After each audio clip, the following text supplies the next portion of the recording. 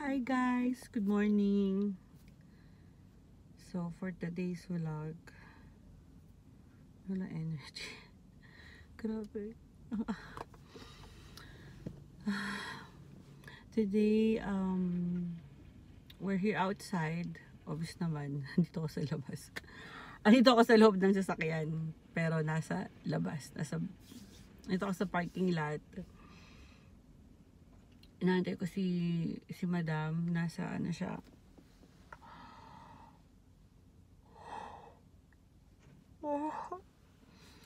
Nasa Carrefour, sa supermarket. I'm waiting for her. Today is a quiet, busy day. Kasi tomorrow is start na ng Ramadan. So, madaming bibilin, madaming kailangan. So, ang haggard ko, shoot. So, pasensya na sa itsura ko today, guys. Hindi kaaya-aya. Ang eye bags, kamusta? Ano, pwede na ipakilo yan. So, yun guys. After this, punta kami sa sa tailor naman. Papatahin ng mga mga damit. Kasi gano'n naman talaga.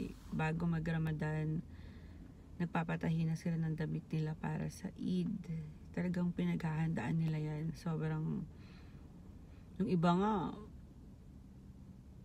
parang 1 month pa lang ata mag-Ramadan. Sobrang pinaghahandaan na nila yung damit nila, yung susuotin nila for Eid, or yung pang daily use nila na damit. Ganun talaga yung nila, ginagawa nila. And at the same time, syempre, yung timings magbabago, yung pasok ng mga bata. Yung one of my friend, nag-share siya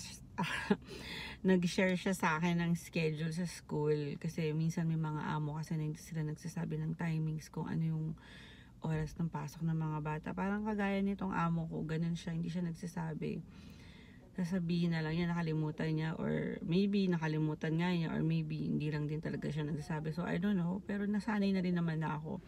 So buti na lang andyan si ate. Shout out to you, Ate Lisa. Thank you for always sharing me some details regarding sa school. So nakakatuwa din naman kasi may mga friend ako na Miss Abby, ganito yung schedule, ganito yung pasok. So natutuwa naman ako kasi kahit pa paano may nag-share, may nagre-remind. So thank you sa'yo, ate. Wala ako energy. I feel so tired today. Ang aga kasi, sobrang umaga pa lang, work na. Abroad pa more. Pero okay lang naman, carry lang naman. Normal lang naman yung mapagod ka sa trabaho kasi wala namang trabaho hindi nakakapagod, diba? Wala. Lahat ng trabaho nakakapagod. So, carry naman, talagang pagod lang. But I'm good. I'm okay. And siguro hindi ko sure kung saan kami pupunta after sa tailoring. Hindi ko alam kung saan kami next destination. Tapos sobrang dami ko pa din gagawin kasi may mga bagay pa akong di natatapos gawin na utos ng amo. So yun. So regarding pala sa brake pad,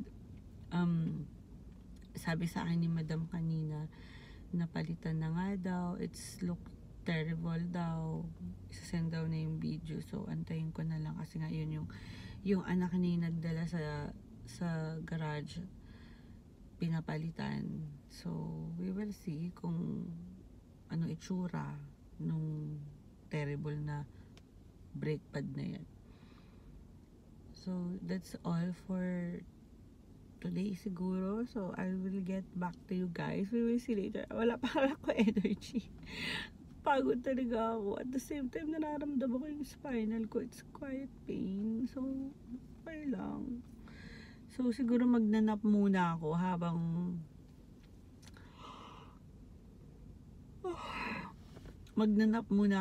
inaantay ko si